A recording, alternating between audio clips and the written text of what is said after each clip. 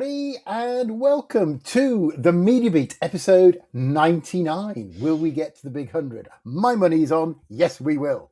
I hope you have all had a great time since last time, and we have been preparing an episode fit for you, our wonderful listeners. So we're starting with one which I thought was going to be a bit contentious, the deep dive on non-English language content. And of course, being something of an Anglophile, I just wondered whether there was such a thing as things not in English. But I'm told that there is, and Claire's probably looking a bit cross now. So yes, I'm joking, of course. I'm going to be fascinated by this. And both Claire and Maureen are obviously going to contribute this as usual.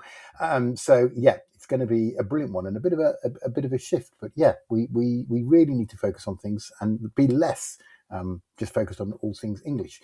We'll talk about BBC and Channel 4 talking together, Netflix results, dodgy things happening at Xbox, the World Cup, of course, we will be touching on. Both Claire and I are in mourning. We're recording this very shortly after both our beloved teams were dumped out of the World Cup under different circumstances. We won't moan about it too much.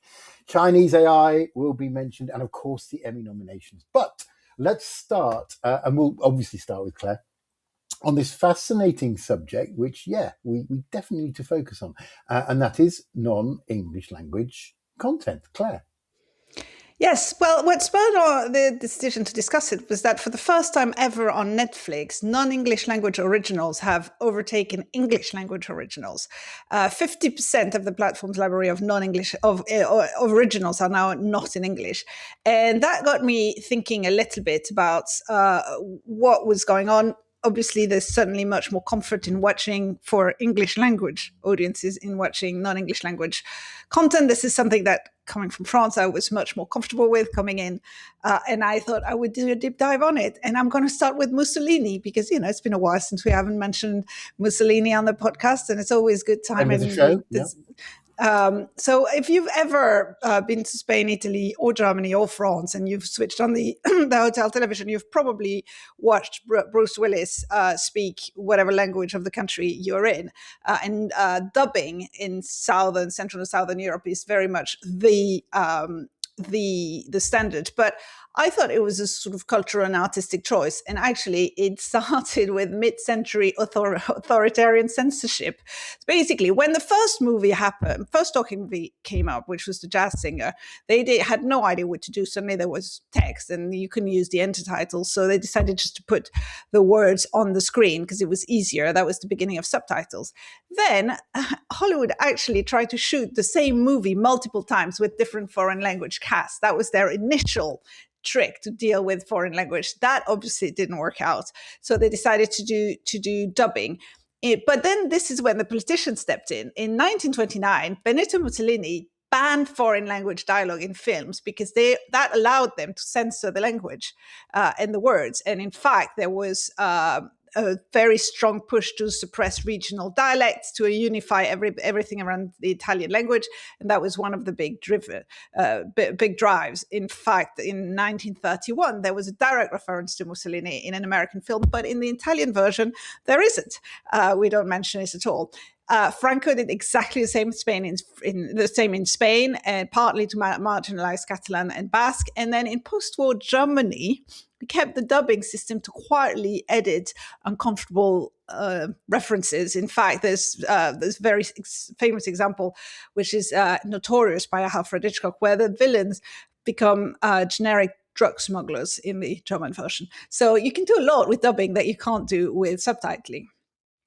Anyway, moving on to the post-war map, you sort of know where we were. You had Southern Central Europe, France, Germany, Italy, and Spain, which remained essentially heavily dubbed market.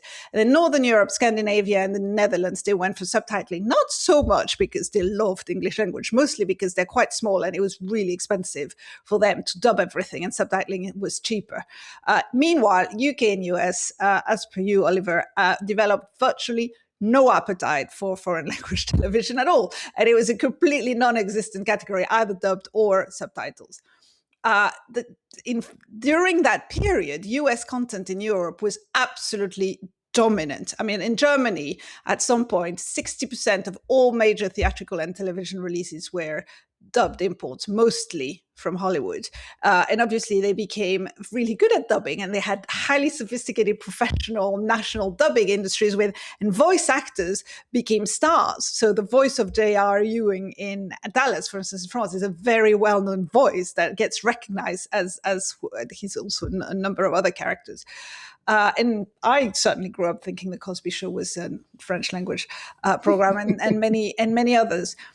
Now, I want to spend, I love my little Hollywood behind the scenes stories. And I want to talk about the Foley artists. Mm-hmm. So when you strip dialogue away from a movie, you lose a lot of ambient noise. You lose the steps, you lose the rush of fabric, you lose. So the first few dubbed movies, the first few dubbed movies, there was a sort of like very jarring artificial silence as soon as the dubbed voices started.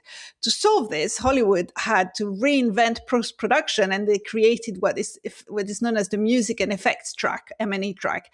And in order to sell a movie internationally, you have to deliver an audio master that doesn't have the dialogue, but has all the other sound. And in order to do this, what you do is you have Foley artists, and I've seen this in a studio in Hollywood. You can see them happen. You see them at work. They recreate the ambient noises with basically physical cheats. So for instance, if a bone is snapping, they snap celery stalks or lettuce in front of the microphone. If there are horses, that's empty coconuts. If they are walking through snow, then that's leather pouches tacked with cornflowers. A bird flapping its wings become, gardening gloves, etc. And they've tried to replace this with AI, by the way, Maureen, and I know you'll talk about this, and it doesn't quite work. It really is about creating in a very analog way that sound, and that is still something that happens today, and it's a very interesting job. That said, I think the 2012 was a real turning point when Netflix launched its first original bilingual, it wasn't fully foreign language at the time, it was bilingual show, which was Lilyhammer, which was a bilingual Norwegian and English comedy. I don't know if you remember that. That was hilarious, but it was heavily in Norwegian, apart from Steven Van Zandt, who was speaking English. And that became a massive hit. So suddenly people were like, oh, okay, that could work. Over in the UK in 2016, the breakthrough was Walter Presents, which you may remember, it still is, I think, a big strand of content on Channel 4. It started a bit earlier with the BBC4 because they had The Killing, Borgen, they had Spiral, which is a brilliant French show. But then Walter Usolino, who is an Italian by birth, became the curator of that strand on Channel 4. And again, English-speaking audiences, I'm going to call them sophisticated English-speaking audiences, suddenly realized that they were happy to watch subtitled television as long as it was really good television. So that was the beginning of what has become an incredible shift. So remember, we're talking about in the UK and the US, a market that had zero foreign content. I mean, literally zero, either dubbed or subtitles. We have moved so far that the biggest franchise of all time on Netflix is in Korean, and it's Squid Game. That's where we are now. Netflix, in fact, scheduled 34 Korean titles for production in 2026, and Indian titles is also having a breakout year on their content. And that's moving even to the Oscars, with Parasite and a Korean movie winning the best film at the Oscars, which is incredible. This year, Sentimental Value, which is a Norwegian film, won Best International Feature, but also got nominated for supporting actor, best actress, etc. So we're seeing a much wider audience for these foreign language films. Now, I was interested to find out who were these people who are so much more comfortable watching subtitled or dubbed movies, and it turns out it's mostly young people. So young millennials, Gen Z and millennials, 76% of Gen Z and millennials are very comfortable watching foreign language content, compared to 56% of older viewers. And they also prefer subtitles quite significantly over dubs. But the interesting thing is they prefer subtitles on everything. So these are people who will watch anything with subtitles, not just foreign language. Since they have subtitles anyway, they don't mind if the dialogue is in another language. They're quite comfortable with that. This is a generation that's grown up on TikTok, on YouTube, etc., and are just much more comfortable with the fact that they have to read as well as listen. We do have still very strong regional differences. Asian markets, South Korea and China, overwhelmingly prefer subtitles, 72% in South Korea, 71% in China. Russia, 86% prefers dubbing. Germany, still 76% prefers dubbing. Italy, 73%. We're still talking about dubbed audio. I'm going to say there's a slight, this was quite interesting. Sorry, this is my last stat, and then I'm handing over to Maureen. There's a slight lean towards men, and the research I read, men lean towards slightly more towards subtitles compared to women. And the research I read said there were two factors there. A higher concentration of genre film purists among male viewers, which I still have to see stats for, and also the fact that women tend to multitask while they're watching content, and so they can't read as well as do something else, whereas men are single tasks, as we know. Anyway, the dubbing, as I said, and subtitling used to be done on a localized basis, but we're moving on from that with the big platforms having to set up industrial systems to dub in 30 languages from the start and subtitle in 30 languages from the start. And I'm going to hand over to Maureen to talk about how they're doing this with the new technologies. Yeah, and I mean, everything Claire's described does really rest on a technology story that I think has moved faster than the industry realised. But I just want to pick up on something, Claire. I mean, there was, maybe Oliver knows this because of his comedy background, but the Goons, which housed Peter Sellers and a whole bunch of them from, I think, Cambridge and Oxford, I can't remember exactly where, they did that very thing in radio, where they shook rice cans, or they trod on celery stalks, or they reenacted certain things with some household goods in order to make the sounds and the background for a play, for example. And they did it brilliantly, and I think some of that was actually filmed as well, so it's wonderful just to watch them using these household objects in order to create the story in the background. But yeah, AI has actually taken on that feat, and I will mention a company in a minute that I believe is actually really achieving this as well. But hold that thought. So anyway, so and as Claire, you've alluded to, there's a cultural thing about the difference between listening to something in your own language, having subtitles and dubbing, and then there's also a cost and a technology. And I think the reason that a lot of studios say avoided dubbing, or even indeed just relied on subtitling, was just the sheer cost of doing it. And I looked up, and I was looking at some stats as well. I think there was to the tune of $250 and $200 a minute just to what a typical sort of dubbing studio would charge out to studios. So it's really prohibitive and quite costly. So would only do that for certain types of film where they had an audience. And so I think they didn't serve the UK market, because the UK market for whatever reason wasn't interested. So that sort of wall, that bridge between the viewer and the studios to enable their content to travel is definitely coming down. And I think there are, what I've noticed is 3 different types of companies that are offering these services. And the first one I'm going to say is just like pure AI voice companies. And one of them, which I really do love, is 11 Labs. 11 Labs is now offering dubbing as a largely automated pipeline, where they do translation, they do voice cloning, and they do synchronization as well, which happens all in one process across around, I think they've now got 90 languages. My God. And the finished version, can be delivered in a clone of the original speaker's voice. So it's fantastic to see. At a broadcast level, human translators still remain part of the chain. They're still involved, but nonetheless, the AI is doing a lot of the heavy lifting. Another company, which is a Ukrainian company, wonderful company, lovely founder, Alex, called Respeecher. So they come at the same problem around sort of dubbing from the craft end. And they actually won an Emmy a couple of years ago, I think, for their voice work. They're very much, they have these credits to their name for The Brutalist. Do you remember they mastered the Hungarian voice at the start of the film? And also Emilia Perez as well. I think at the time we spoke about it, but mostly for the industry's backlash than for the quality of the craft. So as the second one, you've got these large, of course, big technology platforms that are coming in. And this is where I think that sound of celery snapping is something that these larger AI companies now are doing. So ByteDance in particular has just recently released their offering called Seed. And Seed has been released real time. It's speech to speech interpretation that can clone the speaker's voice with a delay of only 3 seconds. And all the filmmakers I'm speaking to that are using Seedance, which is part of also ByteDance, I don't know where they get these names from.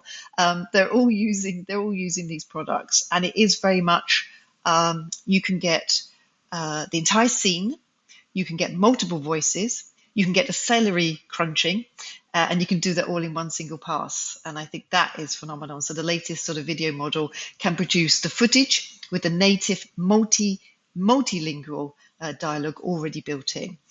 So that's fascinating. Then you've also got Pine Drama, the company that owns the distribution service for short form drama. They're also building the machinery that can make any drama speak any language. So you've got distribution and translation all under one roof. I mean, I think that's a different kind of power. It really is. But that's not to say that the traditional localization companies, and one of the biggest is Ayuno, which is a consolidation of a multiple number of companies. It went through an acquisition spree over a course of about 10 years. It itself is absorbing the technology rather than simply being displaced by it. So companies like Amazon, Netflix, Disney, they're all incorporating AI into the workflows, covering more than 100 languages. And there's also Deep Dub. This sounds like a laundry list of companies, but these are phenomenal companies, already Hollywood vetted, and has dubbed live sport in real time. So it's extraordinary what we're seeing. But in practice, I think now you've got AI managing continuity and quality control within the production pipeline, but with humans retaining the creative approval. So if it looks slightly out of sync, and if the celery doesn't sound like celery because or it does sound like celery because it shouldn't, then they kind of like take control. So I love the idea that AI is really enabling a lot of the studios and the content creators and even current sort of AI filmmakers work with audio and sound, which is, a filmmaker said to me the other day, 90% of what makes a great film is sound. And he corrected me because I said, oh, you mean music? I didn't say that, Maureen. Is sound. Sound is so important. And I understood him totally, but 90%. And that was, I'll give a shout out. That was Kevin the Kid. I love his name. Kevin the Kid said that. Here's a little shout out for you, Kevin. But anyway, so it brings us back to, what underpins all of this is definitely the rise of the sort of new AI systems that underpins the technology. But yeah, fascinating topic. I'm so glad you brought this forward because it has that lovely sort of still creator history, fantastic history, Mussolini, goodness me, and also, forward-looking technology. So super. And of course, live sport.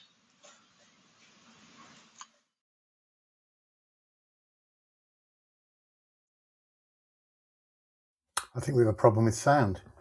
We have a problem with sound after that.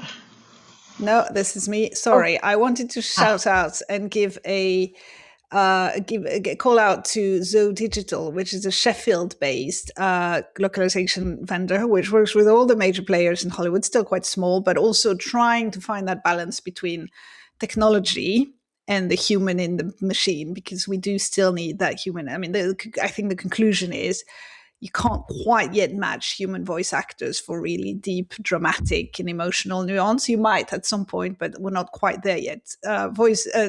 Noise creation, sounds creation, I'm going to rely on your expertise and your friend's expertise, Maureen. I don't know exactly how far we've gotten to, but we're certainly progressing very fast. I will finish by saying that in the mid-90s, I was in Moscow in a cinema. Don't ask, it's a long story. And the way they would do it is they would just show the movie on the screen, and there was one guy next to the screen talking the dialogues in Russian over the English subtitle, over the English words, with the same guy did all the voices. He just had the script in front of him and same flat voice. I mean, I don't understand Russian, so it might have not been that flat. Just reading the lines of all the characters as you saw them coming up on screen. It was, Did he do the most basic dubbing I've ever seen. Voices?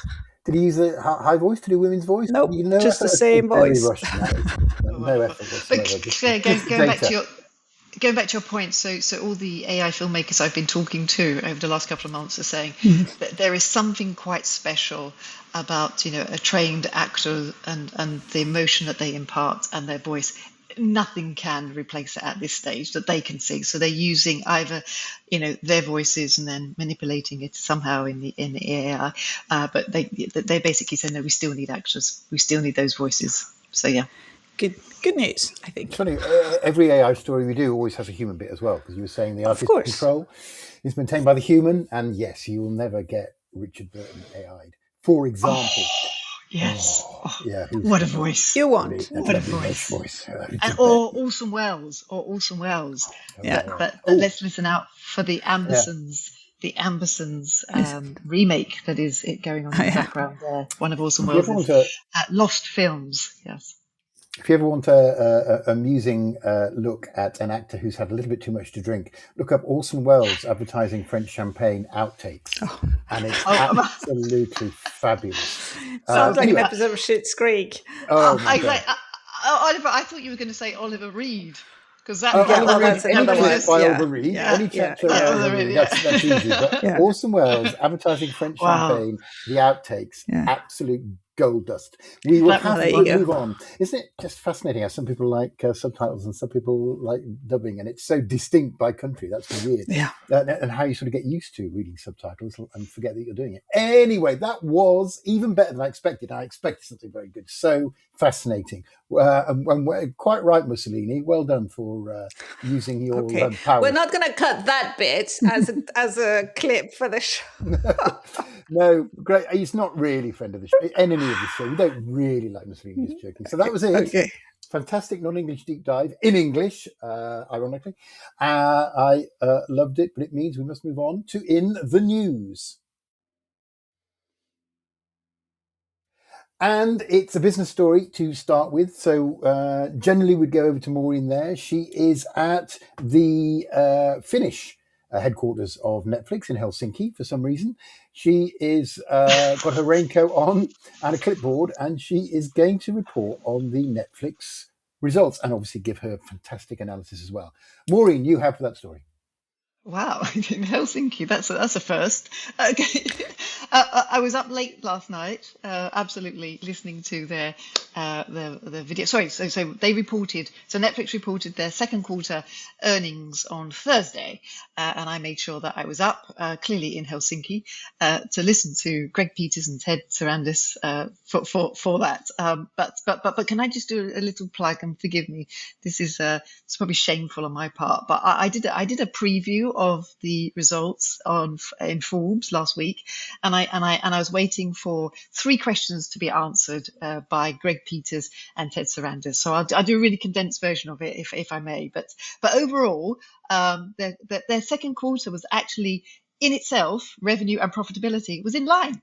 Absolutely nothing wrong. The results were great.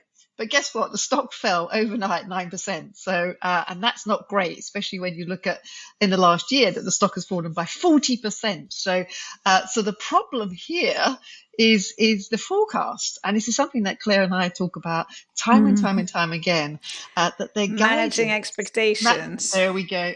I mean, I just have to sort of look at Claire, and she knows exactly the phrase to use. Exactly, Claire. So the guidance was well below Wall Street's expectation for the second quarter, and for the second quarter running. And as I say, the shares were down. Let's see what happens over the next couple of days. But I think what's happening is the market's not punishing Netflix for what it did, but what comes next. And so my 3 questions that I was hoping to be addressed were these. Okay, so I was looking for viewing hours. All right, so the answer we got was, yes, 2% growth across the first half of viewing hours. But look at what this means. It means against a content spend, which is significant and in the billions, rising by roughly 10%. That means spending is growing 5 times faster than viewing. So what does that actually mean in layman's terms? It means their advertising business needs to fill the gap. Okay, so that was one thing I was looking for was affirmation of this big number that Claire and I spoke about in the last episode, and that is they're trying to achieve a $3 billion target. That was confirmed. That's what they were trying to do. And all the US upfront commitments are closing in the next couple of weeks. So they've got a big task ahead of them. The second question I was looking for to be answered was the argument that raw hours understates the audience. Again, what does that mean again? And it arrived almost verbatim. So thank you, Greg Peters. He told investors, all hours are not created equal. All right, so thank you, which means live programming that they're resting their significance, I think, funding monies on is 5% of spend, but only 1% of hours. But 6 of the 10 biggest sign-up days be due to live events, and that's the boxing or it's tennis, it's something else. So I mean, that's quite significant. The other thing that we were all waiting for, because there's been so much commentary on, oh my god, Netflix is really dumbing down, it's just unsigned deals with podcasts, Sorry, I shouldn't say it in that kind of voice, but we were looking out for the engagement report, so what we watched report, which everyone sort of eagerly awaits to see exactly what are we watching for our money. And they are basically going to turn that from a twice year to annual, and they're not going to share that next to their earnings. So that's a sign in itself. Okay, so anyway, I was also looking out for the free tier, because there's a lot of people who've decided to turn off and churn from Netflix, even though they've got the lowest churn rate, because they find it too expensive or it's not value for money and so on. Now, they are doing free trials. They confirmed that. They're being tested in several countries, but only if the advertising market and the economics of the advertising market justifies it. And then I was looking out for specifically, what are they doing with Gen AI? And they were really proud to talk about, and Ted was, to talk about 300 of their titles are using generative AI inside them for either pre or post-production. And one in particular they referred to, which was the American Experiment documentary, used 17 minutes of generative AI. So all in all, I think you can see that the market is a bit frustrated with Netflix. They're not quite sure of the direction. There isn't much scale. They've done some great deals, podcasts, and they've done some publishing deals with Condé Nast and so on. I think that's all volume driven in order to help them justify their advertising yield, which they need to get to $3 billion. But I'll stop there because that was quite a sort of a whirlwind and a lot of coverage. But Claire, I know you'll have a view on Netflix and their earnings. Yes, I mean, I agree with you. I don't think they managed the narrative very well. I suspect they didn't have a choice.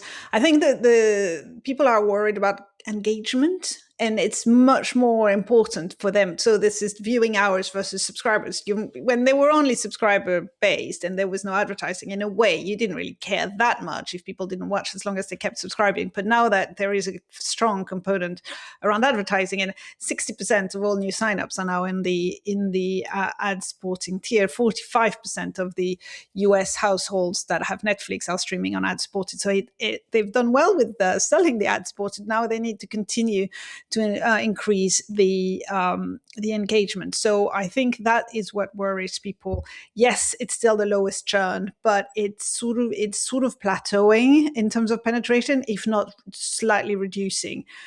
They're also you mentioned that they've done deals with podcasts and Condé Nast, etc. That's also partly because they're losing a lot of content. So throughout 2026, about 100% of older Netflix originals, which weren't actually fully owned by Netflix, are quietly disappearing from the platform. There are things like The Last Kingdom, The End of the Fucking World, and these are the older ones, but they were big chunks. They had multiple seasons, etc., and they're rolling off the service. And they're also losing a bunch of library content, a lot of big studio blockbusters, Mission Impossible, Men in Black, and this is because licensing deals are expiring and people have more options, and they are moving away. So they are losing their traditional strong blockbuster content, and they're trying to replace them with a lot of live content, which they are hoping will increase engagement, and a lot of different types of library.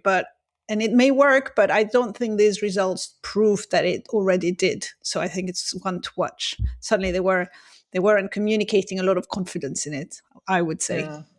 And I think also, and it's a pity that they are not going to publish their sort of what we watched, because I think that was really, really, really good sort of Yeah. good in terms of transparency as well. But there was another thing which I think it was Lucas Shaw from Bloomberg was writing ad infinitum about, and that was the drop off of audiences from season 1 to season 2.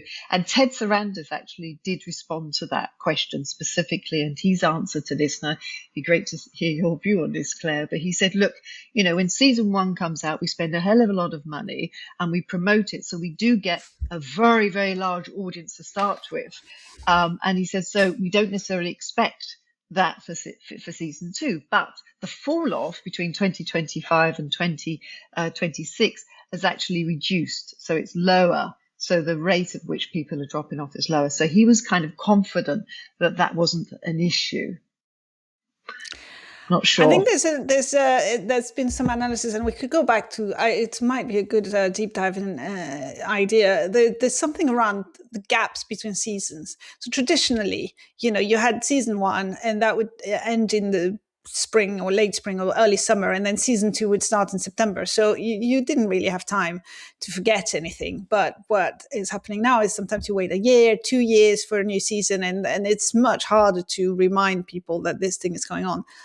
We should move on, but it's a fascinating topic, and perhaps we should spend some more time on it. Yeah. Okay. Always ready for new deep dive ideas. Thank you, Maureen. Moving on. So there are talks happening between BBC and Channel 4. Claire knows about as much as anybody about it. Please tell us about it. But also, crucially, what is your analysis? There are talks happening everywhere in the UK now. The market in the UK is being redesigned as we speak. This week, the merger between Banijay and All3Media, which we talked about a few months ago, in fact, completed. So that's now a huge powerhouse on the production side. That includes everybody except Fremantle, really. So that's going to be interesting to see. It means there are fewer places that people can sell their content to, but it also means that they have more power when they negotiate with broadcasters and streamers. And they're expecting, obviously, significant cost savings. So that we'll have to see how that ends up. And then in parallel, and this was the background for the BBC Channel 4 talks, Sky and ITV, we've also mentioned this.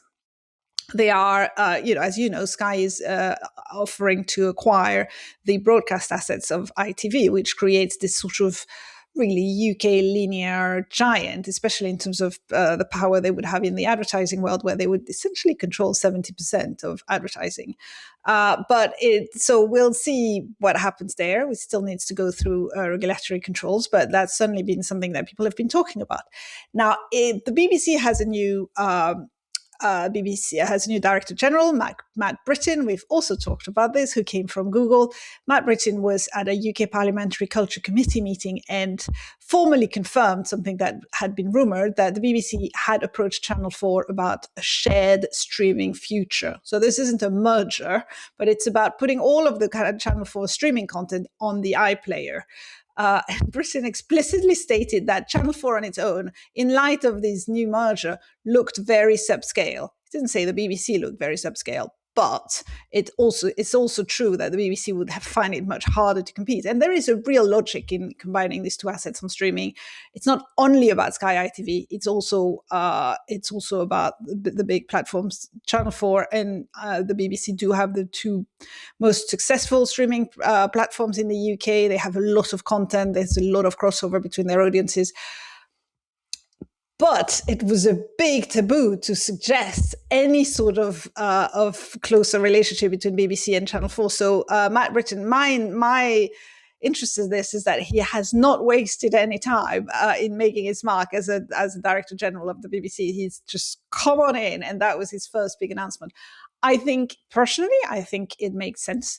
I think the audience, the UK audience, would benefit from it, but. Yeah, we'll see how and when it actually happens. What do you think, Maureen?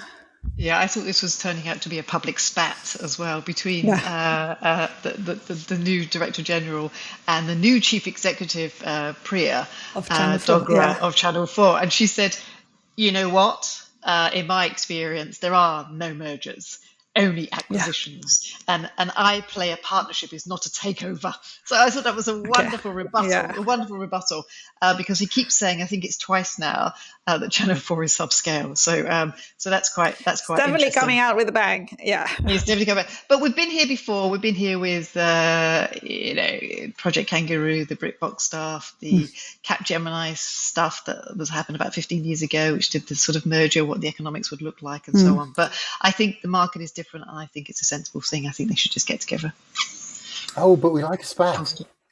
We do like a spat. Yeah, we do like a spat. Oh, sorry, Claire, you look like you were about to say something absolutely profound. No, I had nothing to say. We like a spat. Felt like the perfect conclusion. Yeah. Love a spat here on the Media Beat. Okay, good. And finally, for this segment, we won't talk too much about the World Cup in terms of the footballing results, given that we are we won't. Semi. I mean, our large audience in Argentina and Spain is probably very happy today. But well done, we won't talk. Absolutely no ill feeling from the great nations of France and England to the great nations of Argentina and Spain. Good luck to them on Sunday through gritty teeth. But the more interesting stuff for us, of course, is viewership, rights, etc. So, Maureen, let's start with that. The business of the World Cup, exactly, and made the best team win. On Sunday. And Sunday, right? Yeah. So, okay. So the World Cup has created conflict between nationalities for sure. But what it has done as well is it's broken essentially every American television record it ever touched. So the United States against Belgium, I believe, which was the round of 16, drew reportedly 30 million viewers on Fox, the most watched soccer broadcast in US history. And across platforms, the group stage was up 92% on 2022. So Telemundo's Spanish language coverage, as we been talking about, grew even faster and has accounted for close to half of the total domestic audience, which connects directly to this sort of dubbing and or subtitling and whatnot. But anyway, a very large section of America is happily watching this tournament in a language it does not speak. So two business points to write. So Fox paid 10 years ago roughly reportedly $485 million, a price agreed a decade ago before the United States was confirmed as its host. It may be the best value sports rights deal of the era. FIFA, is unlikely to make the same mistake twice. So now for 2030 and 2034, it's bundling the English and Spanish language rights into one package. And as we know, we've got Netflix, Amazon, Apple, YouTube, and Disney all are in talks to try and get apparently $2 billion for the US rights alone. Ooh. So second, a warning about carrying these figures forward. This tournament had home teams, home time zones, 104 matches on home soil. So that's different. But as we know, 2030 straddles Spain, Portugal, Morocco.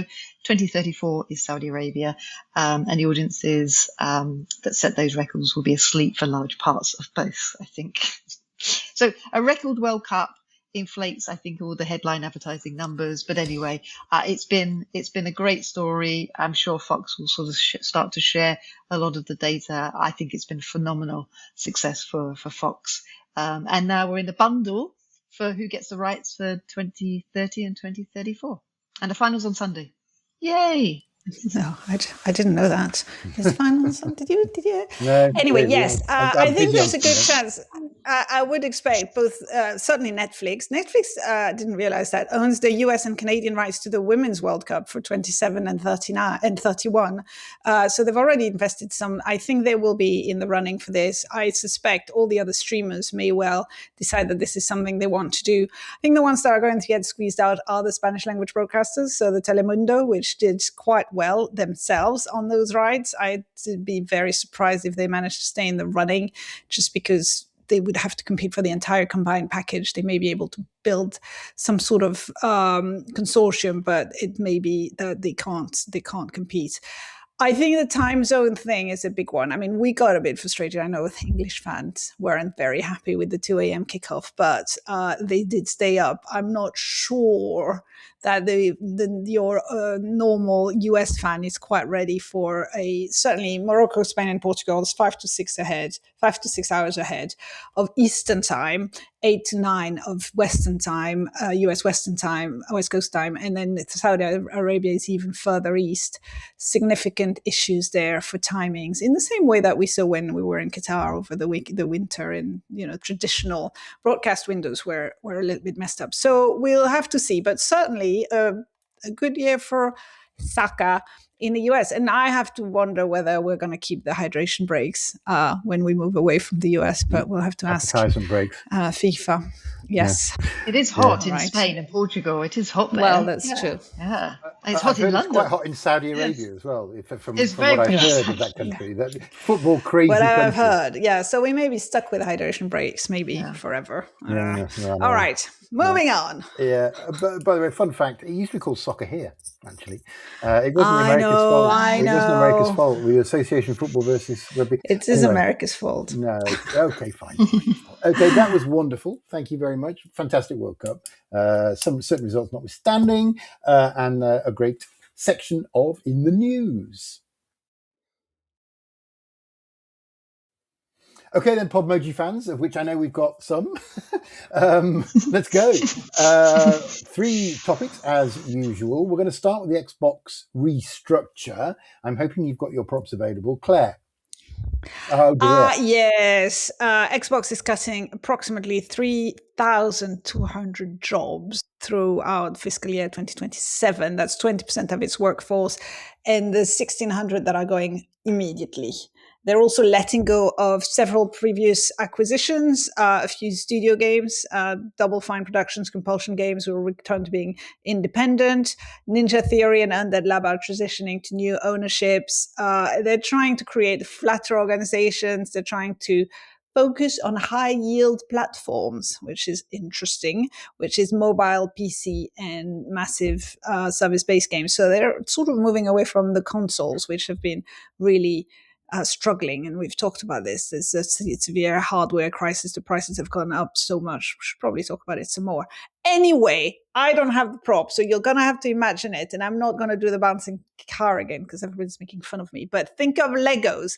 This is a consolidation hangover. Over the last decade, all the major companies have aggressively acquired studios, and this is not working out. The Sharma, the CEO of Xbox, admitted that generally Xbox lost 64 cents for every dollar invested in its studios, which is not a good return. So the Legos are being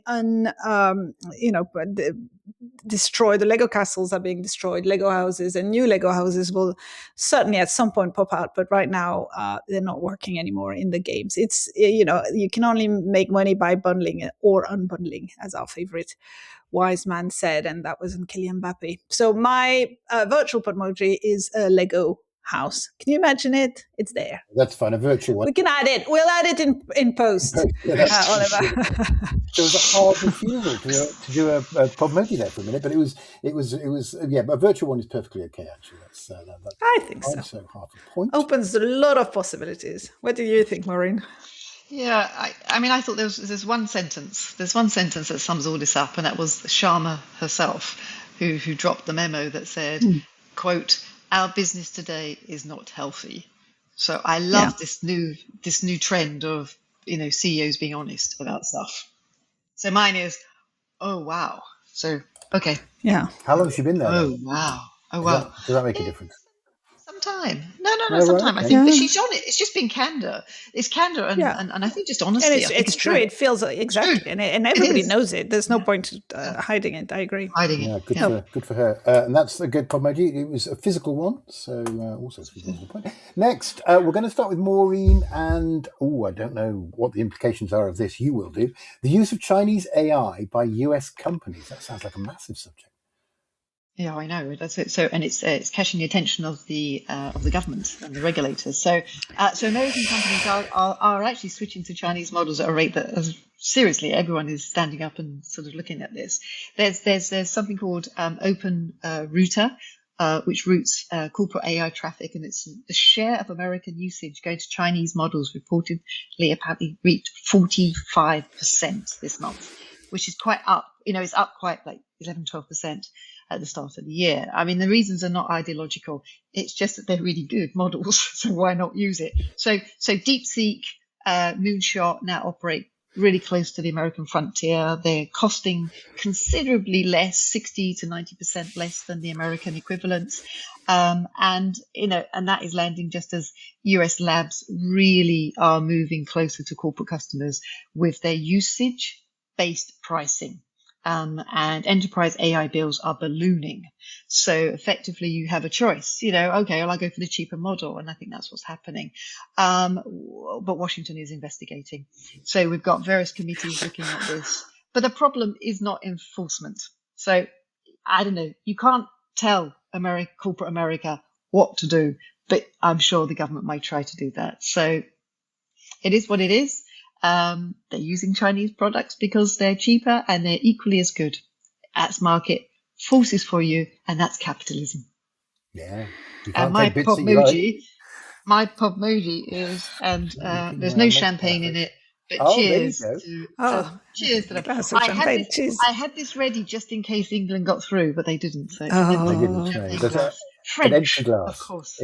I think it might be more in started drinking quite early on this Friday. Claire, carry on. Yes, I mean, we're talking big companies. We're talking DoorDash, Airbnb, we're talking Siemens, who are moving to AI companies. And it's entirely linked to the fact that OpenAI and Anthropic, because they've been told they need to start making money, they've transitioned their B2B services from flat rate subscriptions to usage-based billings. There were quite a few memes about CEOs and founders suddenly realizing that their AI bill had gone through the roof in 1 month, and they burned through their entire budget in a few weeks. So it's capitalism for you. I think a lot of them are using hybrid systems. So they're using some of the infrastructure of the Chinese AI, but they're trying to keep the infrastructure providers based in the US, so they're sort of mitigating the risks a little bit. But yeah, my Podmoji is money, money, money. That's nice, lovely. Yeah, that's very good. It wasn't virtual; it was actual fingers. That's excellent. Yeah, money, money, money. It's my actual fingers. All the product development we're doing where I am, it's all about how many tokens have you used now. As opposed to what you can do. Exactly. Went through a phase of, oh my God, this stuff's amazing. Then we went through, oh my God, our jobs are going to be gone. Then we going through a phase of, oh, we can use this. And now we're going, God, it's expensive. So God, it's expensive. Yeah. And then now you're going through, we could go with the Chinese. I mean, It's like we've seen this scenario before, but yes. It's a bit like cloud computing is exactly the same, actually. It's the same sort of, oh God, they're charging. Fashion. Yeah. Okay, that was good. Thank you so much. And now we go to Claire. It was sort of, with the awards normally start with Claire. It's the Emmy nominations. I haven't seen them. Claire obviously has. What's up with that? They are out, and they are incredibly concentrated. I think that's the story. So The Pit, great show, got 25 nominations. The Hacks, also great show, got 24 nominations. And there are a couple of series, Widow's Bay and Pluribus, interestingly made by Apple TV, which got 19 and 18 nominations. And I think what we're talking about here is a real, the US call it category stuffing. Basically, every category is now entirely dominated by a couple of big shows, to the point where it's very hard for anything to fall through. There's been some reason. The main reason is that there's just too much stuff. And people cannot cut through the noise. They don't have, Emmy voters do not have the time, energy, and wherewithal to actually watch the lesser known titles. So they go for the ones that have made a lot of noise, and often they're very good. But that means that there's much more concentration. There are a lot of other show awards bodies here that have a restriction on how many nominees for a single category can be, and there isn't that limit in the Emmys, so you could technically have every supporting actress Emmy nomination go to the same series. There's no limitation to it. So it's just interesting to see. It's changed quite a lot. If you think about 25 years ago, which was peak TV, ER, Friends, etc., even then it wasn't quite as dramatically concentrated at that. I don't think it's necessarily a good thing for everybody, although it's good to see great actors and great shows nominated. But yes, that was my take. So I don't know, what's a good Podmoji for concentrated? I think Very squished up. I don't know. You're right, though. Yeah. Just looking at the names, there's 4 out of the 7 supporting actresses of The Pit. That's amazing. Yeah, isn't it? I mean it's an and they are amazing brilliant. It's such a great Deserve show, it. but Yeah.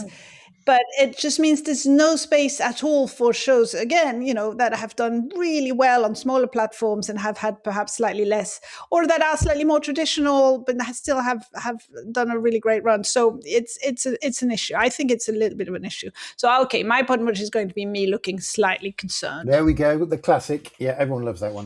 Great fans of that one. The classic. I don't know if everyone loves it. Yeah. I like it. Most people love it. Let's put it that way. We haven't Yeah. had an actual survey on, but No. I'm sure most people love it. That's great. So, Maureen? I think, and Claire, this actually sets us up for, we must do this episode on the time gap between seasons as well. Oh, yes. I mean, I'm pulling my hair out. I've got to wait another 6 months before I see Pit season 3. I need to see it. I'm missing it. And there's plenty of others as well that are a year and a half. You have to wait for the next season. But I thought this can't take that long to make, right? It must be easy to make. You know what I mean? Yeah, it's only like 1 hour. 1 hour in exactly. Exactly one day. One day in hospital life. But so there were two. I guess there are two things. One is I don't know what you thought about this, but I'm not quite sure now if people see the prestige that comes with the Emmy nominations and the Emmy event itself. So it's been knocked off its Sunday evening slot for an NFL game, and it's now been pushed to a Monday as well. So there's that. And Netflix was snubbed as well. I think that was the hot one. Yeah. Was snubbed. But I think for the reason that you say, she said people just don't have time to consume all of this content and then give it its fair look and review. So but my my Podmoji is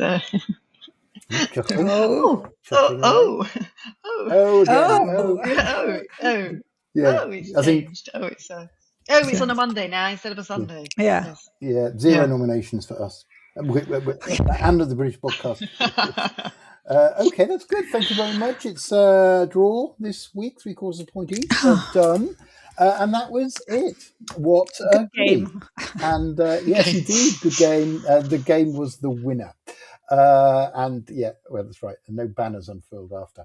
So that was good. It's the big one next time. So I'm sure we'll have something special if we get centenary. There. We will. Yes. Yeah, our centenary.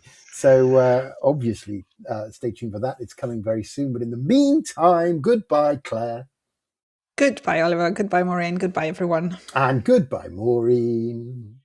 Goodbye. And I have a suggestion that we should do our episode 100 on the beach somewhere. Oh, remote. Please, why not? But not in Saudi Arabia. No. That'd be nice. Yeah.